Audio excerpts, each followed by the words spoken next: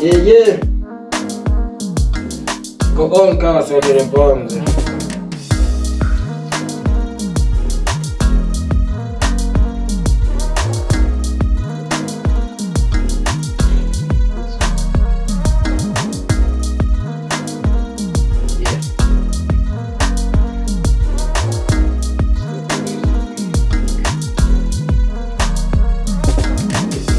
Power 254. Kila mtu anajisikia tofauti.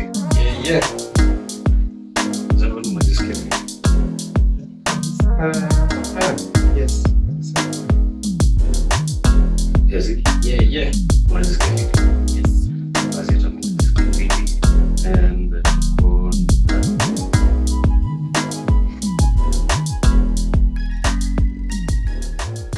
And again tuko ndani ya nyumba, wasikilizaji wapendwa, na wale wanaweza imagine, watazamaji mtuone kwa minds zenu.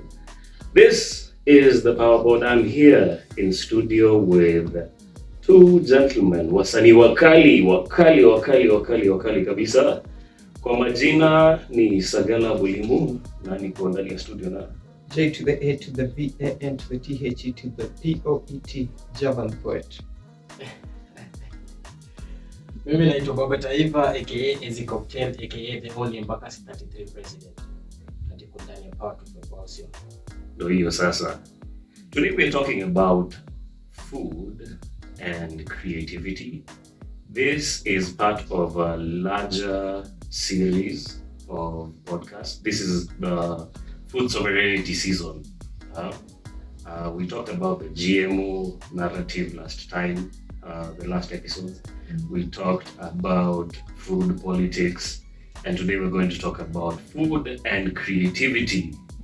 Sasa hii food and creativity ni nini bwana Java? Unajua hivyo, the way you started it, ama vile umeweka ni kama kusuka madodo ikuwe tamu. Ni sawa pia. Kwani huwezi suka madodo ikakuwa tamu? Ukisuka sana mzee, tissue pia utatumia sana. It's okay, yeah? It's okay, yeah? Basically food sovereignty ama food and creativity ni the merger in between we the people, we the artists, na venye tuna interact na chakula daily. The good, the bad, where we were, where we are now, na mali tunataka kuwa. So I believe ni the intersectionality na vile tuna feel around what we eat daily and what makes us alive. Unajua maisha is dependent on that food very much. Yeah. All right. Eziko too. Yeah. Hii food and creativity wewe kwa upande wako inakaaje?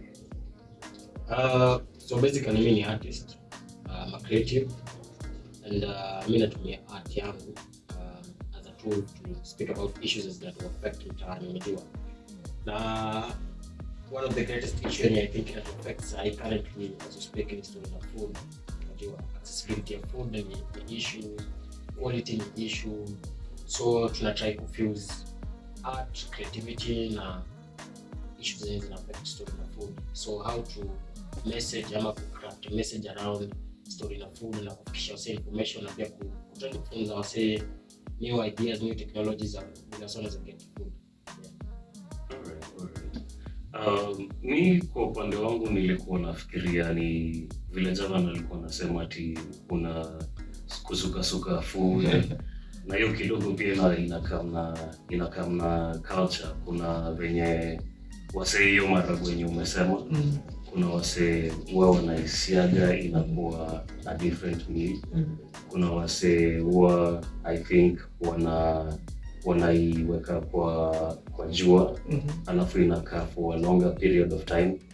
Kuna wase hutoa the outer, inaitwaje, ni the continent, hiyo ngozi. Wanatoa hiyo ngozi, then inakuwa a different type of food. Hiyo inamaanisha iko associated na culture ama tu ni just hiyo creativity tu inatoka tu out of nowhere? I think we come from different parts of the world, different parts of the country, na vile tunakula chakula ni different, vile tunazikuza ni different, vile tunazistore ni different. So basically hata the conversation around food sovereignty na creativity, one ni kusherekea ama kuwa happy about how we do what we do, unajua. It's very coincidental because I think it's just a day ago that tulikuwa tunaongea about how mse anasema mashakura, but ukienda Central hiyo mashakura ndio chakula, unaelewa? And then ukipata wase wa mashakura wakuja wapate mse wa Kisumu wakikula fish, wanasema wase wanakula wadudu, you see. But that is what makes them different and beautiful the way they are. So also food and creativity ni ku help watu ku embrace their food without feeling any type of way, without feeling ati squeezy sisi ni mabontao, so tunakula pizza, ati ukikula ugali na mrenda kama kina cocktail, sasa umepotea njia. However, that is the best food that you should be eating every other day. So food sovereignty and creativity, one is to bring the beauty of our cultures and our foods, and secondly is just to implore watu lima ile chakula inamea vizuri kwenyu, ikule, isherekee, istore, ilete kwa meza tuione, tuache kustruggle na GMO cause ni mahindi tu ndio watu wanajua. While kuna so many other options, but because we think and we feel kukula kitu fulani ndio kujua, something is wrong. Conte. Kama tuseme vile zao na msema kwenu ni upana tu mrenda tu, ni upana tu mrenda, hiyo mchanga yenyu ina support mrenda, but uko na ile urge ya ku try something new. Uko na like wewe ulienda place ukacheki, okay, hawa sasa wanapanda this type of crop na inafanya vizuri, wanajibamba sana wakidishi wakicelebrate. Kuna anything wrong na kutry kuintroduce a new crop hata kama utakuwa una try kuiadapt kwa hiyo environment yenu? For me sidhani kama kuna noma, as in hakuna ubaya try, because hata ndio huyo msemo mwenye ali-invent ama mwenye ali-try kupanda mrenda huko kwa ikashika, hakuwa anajua itashika. Unajua ni msetu pia alijaribu kitu ama alienda akapata mrenda na kama weed na ikakuwa hiyo ndio base, unajua. Na vile tu tunasema creativity, for example, nikitake it back statement yako muuliza, for example, kutoa ngozi kwa maharagwe ama kwa mahindi kupika kitu tofauti. For us kama sisi wase wa western, sisi tukipika githeri tunapika mahindi ikiwa na hiyo ngozi, maharagwe ikiwa na hiyo ngozi. Ukienda Ukambani unapata wanatoa ngozi. So haiitwi githeri, inaitwa modokoi. Unaget? So ni sort of creativity na pia tu understand chenye unadai, unajua. So hiyo ni one. And then two, tuna live era yenye tunahitaji different foodstuffs, nutrition, proteins na nini. So ukienda place kama Central, for example, wanapanda mmea yenye inaweza kuadapted kwa soil ya western, then why not try? Unajua, because in essence nahitaji nutrients na nahitaji protein. So kama naweza endia nutrients ile side nyingine na hawa kujie proteins ile side nyingine, tuna exchange na ni ina manufaa kwa mwili yako, the better. Okay. So tuanzie hiyo part ya manufaa kwa mwili yako. Kuna wase saizi wanatumia creatine ku bodybuild. Kuna sports people wenye wanatumia a lot of supplements, creatine ikiwa hapo ndani yake. Unaweza sema cultures zetu zina support sports zenye tunacheza zenye zinahitaji hizo supplements, ama tu hizi ni vitu tumekuwa introduced na wazungu? Because nitakupatia example ya ruji ama American football. Ndio uweze kupack hivyo, lazima like ukuna kula food mingi, ukue na hiyo food ni enye na kujenga mwili, a lot of protein lazima ukue nayo. But unaweza pata places zingine wase hawagrow hizo food zenye ziko rich in protein, ama wanakula a certain portion of food enye haiwezi support hizo sports. So unadhani kuna any clash kati ya hizi sports zenye zimekam na food cultures zetu, ama hakuna link? Kuna any link between there? Because hizo sports hizo ndo zenye zinaleta demand ya hizo supplements kama creatine, inaleta demand ya food ikiwe produced in larger portions. Unadhani kuna any link between hizo sports na a certain type of food creativity and si organic? I think it is just right kusema that particular sports zina need particular level of consumption of food na strength. However, it's also very exaggerated that we need the artificial components. When you say strength, I will tell you for sure, if you go to Luya land, if you go to Luo land, kuna watu ni wa strong. They might not be as big as we want them to be for particular games, but they are super strong. So the disconnect imekuwa around how these additives ama these supplements zinakuwa sold to us, and we think that they are what we need and what we have is not necessarily enough. Okay. So nimekuelewa. So endelea. So the conversation again is, let us embrace that which is one, natural, because also the supplements, most of them by far, if compared to the natural foods, ziko na side effect.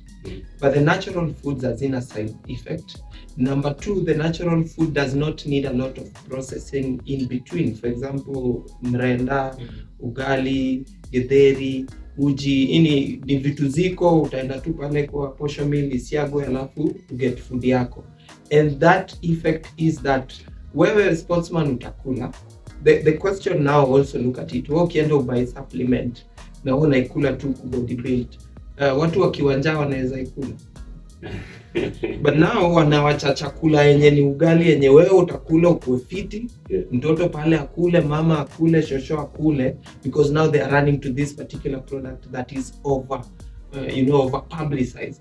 So hii conversation ni kuambia wase, yes, it is good to be well built, to be strong, to eat well, and to even represent in whatever game. But can we do it from a natural way, a natural perspective, from zile chakula na tujaongelea vitu kama nduma, tujaongelea vitu kama viazi tamu.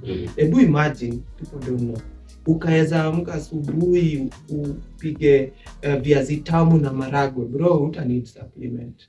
Kidogo upatane na uji na mayai, you don't need the supplement. So it is okay for spaces that food cannot grow in naturally, ama it's not easily found, but for our context, we have good weather, we have good land, we have the ability to farm, but why are we not doing that? So food and creativity on this aspect is just employing people. Niaje, limeni, kuleni hizo chakula, kuja game, uko fiti. Na ikiwezekana pia tuone tukutanao so supplement tuone. Kujump hapo hivyo, mimi nitakuwa bias kidogo. We have the best footballers in the world. The reason as to why hasa wanatoka huko wanakuja Kenya kuchukua kina Wanyama, kina Origi, kina Mariga, ni kwa sababu sisi tunakula vitu natural, unajua. Ukiangalia sasa tuko na one of the best runner in Kenya, Omanyala. Mimi niko 100% sure Omanyala atumia supplement. Anakula tu mwogo yake safi, anakula viazi tamu, asubuhi anapiga zoezi yake safi, unajua. Environment yetu yenyewe inatukubali. Ukienda huko Western ukiingia tu mzuri, kifua chako inafunguka, unakuwa uko fiti. Hawa sasa wa American football huko India, lazima wakule hizi vitu kwa sababu pia weather yao hata hiyo favorite, food yenyewe yao hiyo favorite. So lazima wanatafuta plus ya kuongeza vile wao wanaweza fit level yetu, unajua. Alafu sasa wanataka pia kuitapia system yetu, ndio wanaleta hizo mastori za supplements na nini. So ni important kwamba sisi pia tuweze kuunderstand God mwenyewe alituumba, like alituwekea nature, unajua, itu sort sisi wenyewe, si kuadisia vitu zenye zinatudhuru, because in the end your supplement iko na expiry date. Unajua food haina expiry date, like ukitoka hapo uende uchune mwogo yako inaweza kata kwa nyumba wiki 2 wiki 3, unajua haitakuwa toxic. But supplement after ime expire ukiitumia italeta effect nyingine tofauti. Hapo unapata msana anaanza tena na non-communicable disease, unasikia mtu ako na cancer sijui nini, unajua. So ni important kuangalia the benefits, the side effects, and pia take two precautions, unajua. Because I think ni important sana as much as tunabonga about food security, ni important kuangalia pia side nyingine ni aje pia tuna prevent food nyingine kwa. Nikirudi tuko tu hapo bado kwa body na nani ndo ana decide ati mwili ya Dwayne Johnson ndo standard ya ati kuwa well built? Nani ndo ana decide ati mwili ya tuseme dem mwenye ni bodybuilder ama dem mwenye tuseme ana workout kwa gym na anatumia hizo supplements ndo the standard, ama dem mwenye ameweka mpaka dem aende aweke implants ndo wakae vizuri ati hao ndo standard ya beauty? Hapo kidogo ningependa mguzie aspect ya standards of beauty zenye ni colonial, zenye zina aspire to whiteness, because like hiyo image yenye uko nayo ndo pia ina decide kenye wewe utadishi. Wewe uta-aspire kuchukua hiyo diet ya Dwayne Johnson, uta-aspire kuchukua hiyo diet ya huyo mse mwenye ana try kujithin, because pia kuna hii side nyingine yenye wase wanajinyima food. Wase wanajinyima food ndo wakoe a certain body type. Unaweza ongelea bit juu hiyo? I think hizi ni stereotypes, ama rather also just who comes first to make a law, unajua. Because truth be said, Dwayne Johnson is huge, but if you clearly and deeply look, utapata tulikuwa na hata kubwa kumshinda in our African spaces and contexts, and even other parts of the world, like natural, super natural, unaelewa. But now because this is kinda commercialized way of look, then everyone is just fighting to be so, while it doesn't necessarily mean that is what is good for you, ama that is what means you are well built, ama you're super healthy. And that equally happens to side ya madem, unajua. So and now this brings me back to the conversation again. Watu wanasema these particular foods are the good foods. We might not entirely blame them, but we would say also tumewapea enough space and time to sell that narrative over and over mpaka sisi tunaanza kufeel, ama wase wajui venye si tunajua, wanaanza kuthink okay, this is what is right and this is what is not. Umeelewa? So sisi agenda yetu, and especially creatives, need to push the agenda that what we have is equally, if not more than right, or more than good to what you're being presented with. Umeelewa?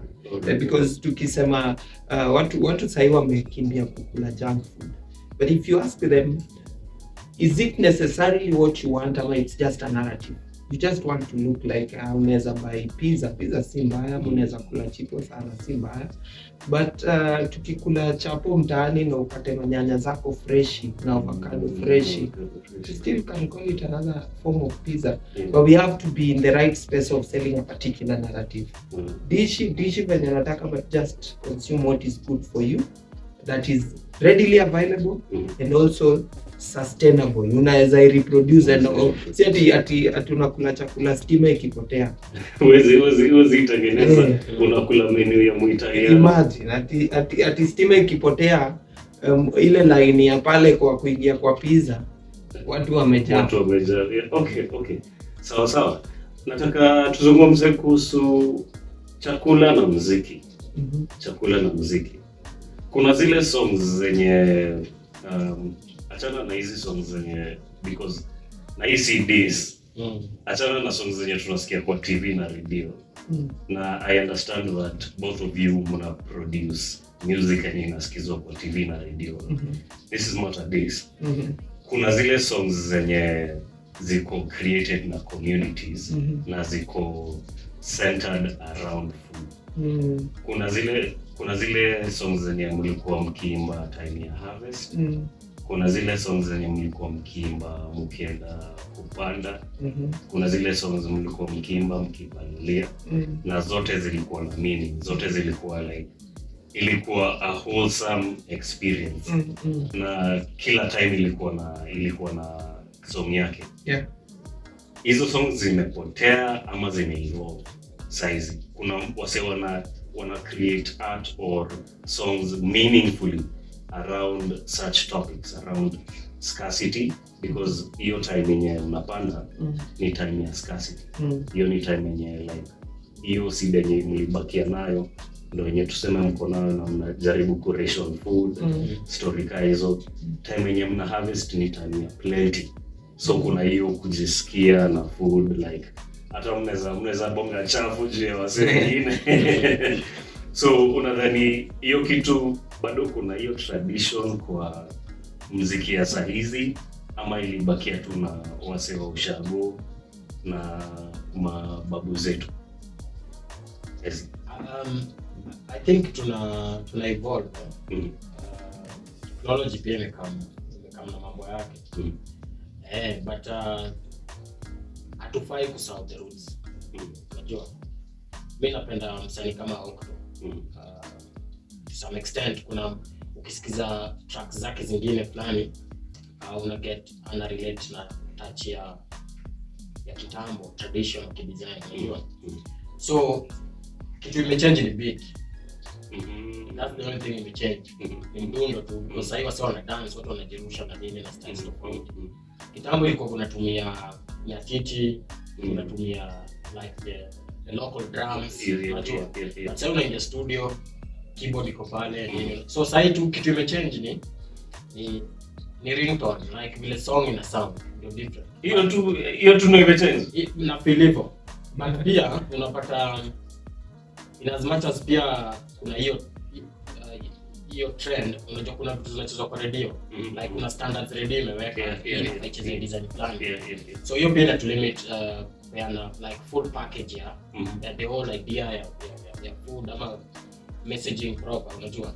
So inakuwa limited kiasi. But ukisikiza kitambo ngoma hata ingechezwa 7 minutes 10 minutes, unajua, bila restrictions yoyote. But sasa since lazima radio iko na adverts katikati, iko na news katikati, iko na nini, so wana restrict some elements. So kidogo naweza sema change imekuwa kiasi ya ku accommodate economy, because radio ni biashara, unajua, TV ni biashara, hizo ni business. So lazima pia wa shape content design wana make ganji nayo. So naweza sema yes ime affect but slightly kidogo tu. Na pia messaging. Sasa hivi unajua watu kitambo watu walikuwa wanaimba na traditional like Kiluya, Kijaluo. Sasa hivi tena ungeshembe tena kizungu wenye wazungu watasikiza ndio buy muziki kwa iTunes na nini, unajua. So mimi nasema watu wana try to sync kwa technology, vile technology na move. Na tukisync kwa technology, tukimove hizo, tukikam kwa hizi languages mpya, then tunapoteza some of the meanings zenye zilikuwa kitambo. Exactly. Okay, Javan.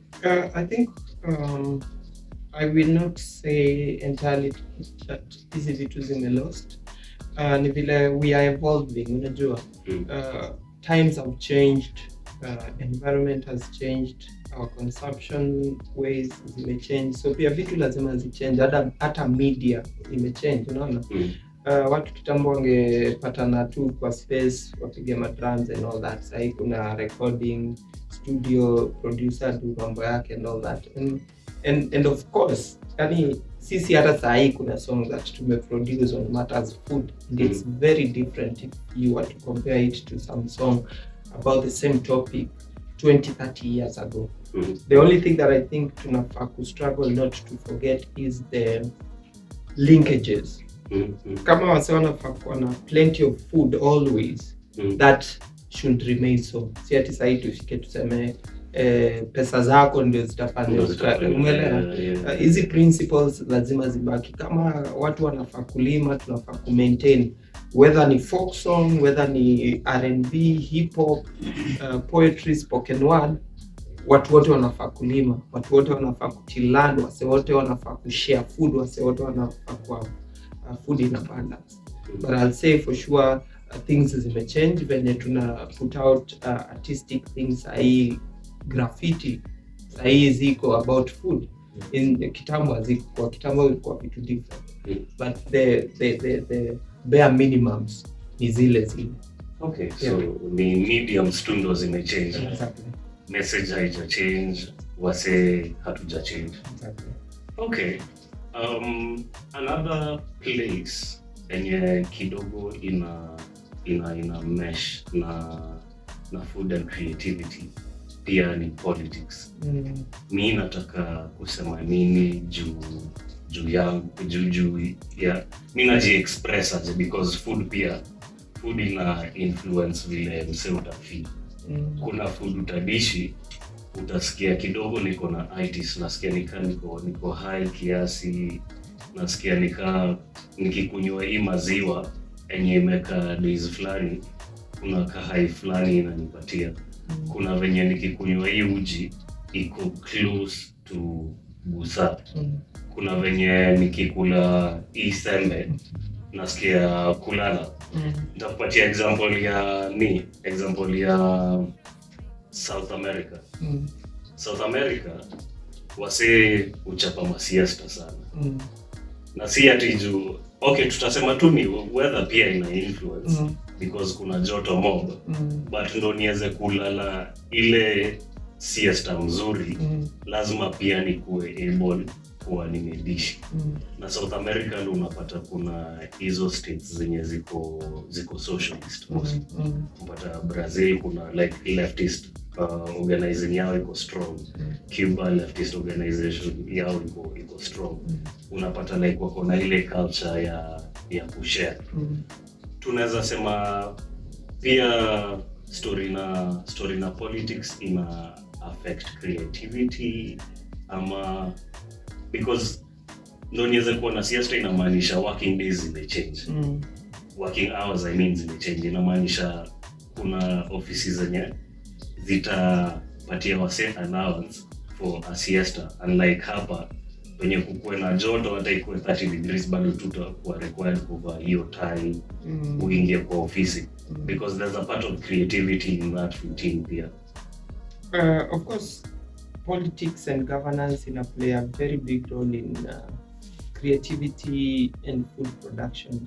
It does. Yani ultimately, kuna serikali kama hii iko kwa gavana hii ilisema watakuja wa subsidize fertilizers. It means they are affecting the output, they are affecting the farmers, and ultimately they are affecting the consumers. The same way they are affecting the creative space. One, kama they are supportive, would realize there's more creative outputs. Songs kibao, concerts kibao, graffiti kibao, publication kibao. And this brings me, and I don't know, I think it happens in every other embassy ama residence of ambassadors. Nakumbuka there was a time nilikuwa invited to the embassy of Venezuela, and the one thing nakumbuka mpaka leo, alinipatia CD 10 za wasanii different. Akaniambia endo sikize. So what me iliniambia ni they really appreciate their creatives, and they are not just appreciating them locally, but pia abroad, meaning they are taking this culture to the next level. So governance, politics plays a very major role.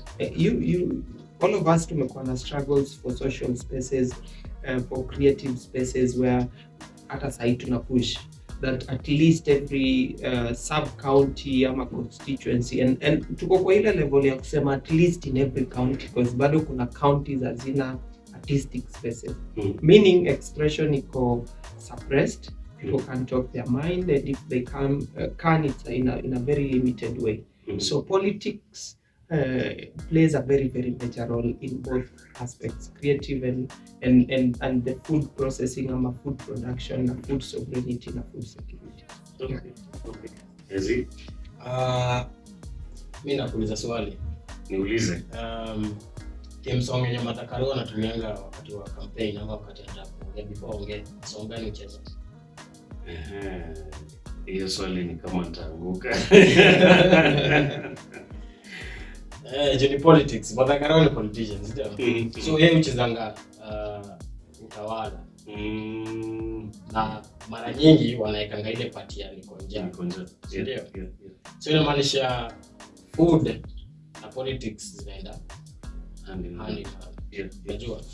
So politician akisimama pale mbele kwa katiba yetu yenyewe itself iko enshrined article 43 article 43 sub article 1C, sio? Ni hiyo kweli ni 1C D mpaka E. Inaponga about water, food and sanitation. So unapata mara nyingi wakati tunasoma tu hiyo article kama by the way. Na tujuangi the in-depth meaning ya hiyo neno. So food inafaa kuwe in plenty, inafaa kuwa na food in quality. Unajua? Na kila mtu anafaa kuwa access food. But unapata kuna mtaa zingine hakuna food. Yani like completely zero. Kuna places tu wase wanalia kawaida na kuna places watu wako zero. So nani inafaa kuwa initiative ya cover to protect raia kuweza access dish. Unajua? So angalia for example kama wana stay Turkana huko. Ase yani hata sijui kama ni kusurvive ama tuseme anafanya nini. Juu hata sijui iko beyond kusurvive. Unajua? Like mchana za kaa mbili wiki tatu 1 month bila kuishi. Ni normal sana. Kuna maji kwa nini. So na gava iko na responsibility. Every time kuna kongana kanji, wana collect tax, wanafanya nini, kunafaa kuna vitu kama madams zinatengenezwa za kusupply maji so that they can support irrigation na kama hizo food iweze ku produce kila mahali. But unapata kuna scandal, kuna corruption na nini, ganji imetoka lakini mpenzi fanyiki. So government iko na responsibility ya kushughulikia mraia wake. Yani kusema government basically inamaanisha politics because hawezi kuwa ndani ya government kama wewe ni politician. Unless when ni just normal civil servant ambaye wewe ni mwajiriwa tu. But hawa sio wenye tumewapatia power by voting. Unajua? Wako na jukumu ya ku make sure we safeguard dishi, kila msee at least apate dishi. So I think hatuwezi separate food, hatuwezi separate creativity, na hatuwezi separate politics. But again, hatuwezi pia unaona kama for example mko story ya Madagaron anatumia songe Juliani ya utawala ile time anaingiaga. Maybe anatumianga kama mshale ama gun ku shoot the other side. But in essence, hiyo ni creativity ya msanii. Unajua, Juliani alikaa mahali, akaandika mistari yake, akaingia studio, akarecord. So sasa inatumika publicly. So hapo ndo maana creativity inaingilia because wase wanaweza relate directly na chenye anasema through that song. Na politician pia anaweza tumia that song kutumia kwa campaign yake ama kupitisha certain message kwa raia. So I think politics, food na creativity lazima ziende pamoja. Yeah. Perfect. I think also the truth is that creativity evolved to one level that it's used on mainstream platforms of politics. Na sisi sahi we have so many artists that are in all levels of, tuko na senator artist CJ, tuko na artists ma MCA, tuko na artists wamekuwa ma MPs, and we will credit them majorly for their art. Wengi wao wamefika hapo juu ya art. Yeah. The only catch now is how do we take this particular conversation to the next level without watering that creativity that imewapeleka. Because unapatanga wanaenda and then ni kama hiyo time ndio creativity inazi. Meaning one is overriding the other, which should not be. Now, uliingia kama msanii, do what you're doing as an artist, do whatever you're doing. If you live as an artist, well and good. We've seen our brothers in Tanzania get in and get out the same way. However, things are not 100%. We need to mainstream a conversation. Okay. So I understand that kuna ngoma produce around this this topic of food Yes. na ina fall very well within the line ya conversation yenye tuna have saizi, food and creativity. Yes. Na ningependa tu play tu hiyo ngoma briefly tu tupatie wase kionjo, si ndio? Inaweza Wase hiyo kionjo. inaweza Inaweza, si ndio? sijui kama wako tayari juu Sijui.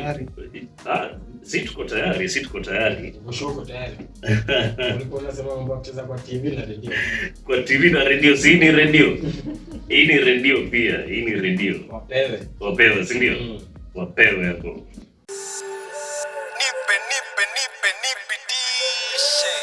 Sikuli chakula, sikuli mesundwa.